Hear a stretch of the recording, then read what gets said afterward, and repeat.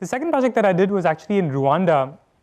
It was part of the class called Extreme Affordability at Stanford. It's offered at the design school.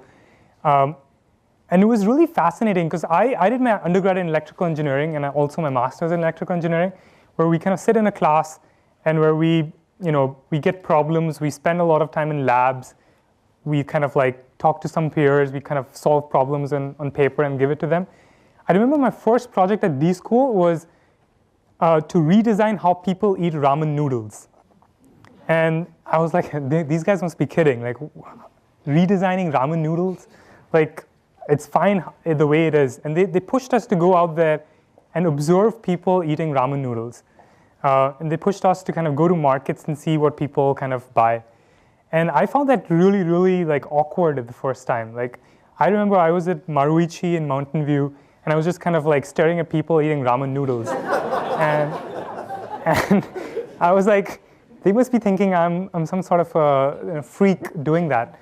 And I was thankfully with another couple of people who started talking about, oh, that person, like the water is kind of coming out of the bowl, or that person is kind of eating while he's walking. And you start seeing people like doing things that they do, but there are problems with the way they're doing it. And so when I did the extreme course, we were trying to essentially improve nutrition for Rwanda and thinking about how are we going to actually improve the nutrition in the country where a lot of people actually die because they don't have enough nutrition.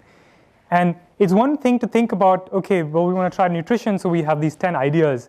But there's another thing where you actually go out there and you spend 10 days. And so actually sitting with these people, like we spent 10 days in Rwanda on the ground, really understanding, how they live, what they eat, what is their daily process, what are the things they actually do, and how does our solution fit into their daily lives so that we're not actually trying for a huge behavioral change. And this was a huge learning for me because this is a project I was doing alongside courses like machine learning and courses like artificial intelligence, where we don't get this experience. But I think in this case, just getting that knowledge, really understanding how people live is very important for actually building your building your products, because you really need to know how people currently live and what people currently do and what problems they have before you go out there and actually build something for them.